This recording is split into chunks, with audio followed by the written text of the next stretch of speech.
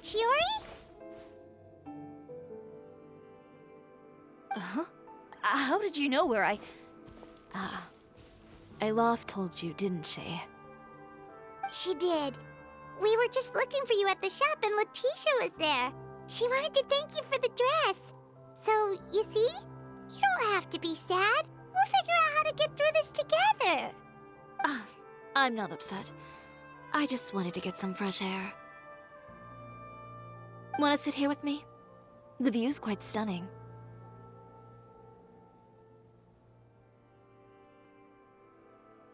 Don't worry. I'll catch you if you fall. All right, don't mind if we do.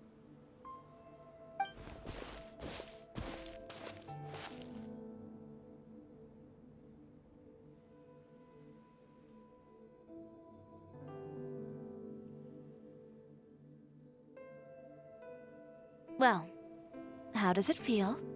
This place is pretty great. Right? It's quiet and open, and far from the relentless critique from fashion commentators and the media.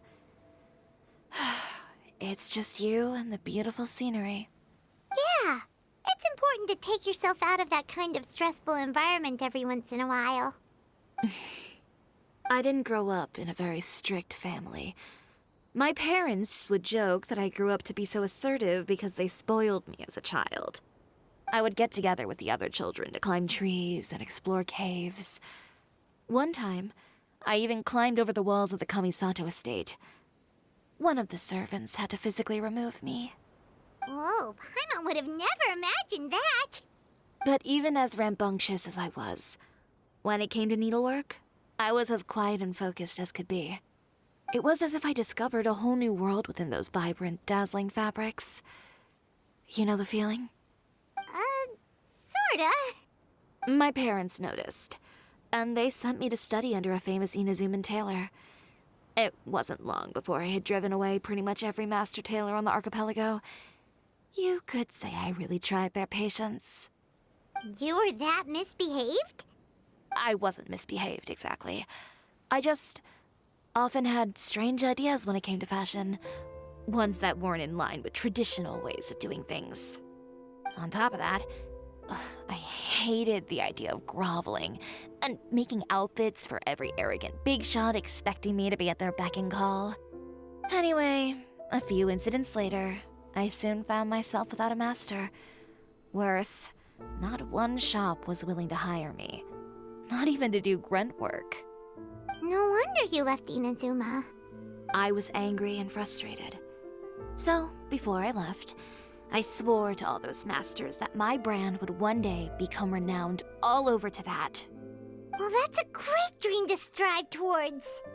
After that, I came all the way to the court of Fontaine, a city often referred to as the capital of arts and fashion. I had a lot of fun starting out. Sure, I was living in a small cramped room, but I was finally free to make whatever I wanted. I had a far more naive view of fashion back then. As long as something was pretty, it would become popular, right? A simple concept, surely. Of course, as I spent more and more time in the industry, I learned nothing was ever that simple. Least of all, fashion. Oh, you mean Letitia? Yeah, she did mention that dream. I'll be honest with you. That's the first time I ever heard something like that from one of my customers. Who would have thought?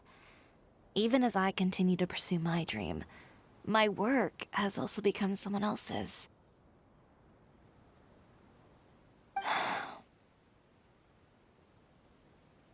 All right, that's enough sightseeing for one day. Time to come up with a way out of this mess. Ooh, looks like you've got your game face back. Back? It was never gone to begin with. I did say I wasn't upset, didn't I? Paimon thinks we should look for evidence that AETHER wrote that article, and that he hired those treasure hoarders to attack Kirara. Charlotte's already working on an article to address all those nasty rumors so we can publish all our findings in the Steambird once we're done. I don't like duking it out in the press. But if Charlotte's thrown her hat in the ring, I won't stop her either. I know where AETHER's clothing factory is located. It might be a good place to start looking for some evidence.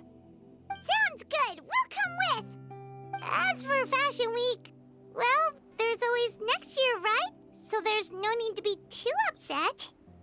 Huh? When did this become an either-or situation? Find incriminating evidence or participate in Fashion Week. I'm doing both. But your accessories! Didn't you say your designs were unusable without them? Well, it's true that I haven't quite figured out what to do about that, but to tell you the truth, even here in Fontaine, every time I see the sea, I can't help but remember Inazuma and the vow I made in front of those masters. Thinking about all that, I just can't bear to take even one step back. The sea. What did you just say, Chiori? The sea. Seashells, coral.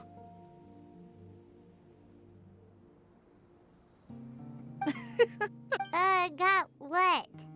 Come, let's take a dip, shall we?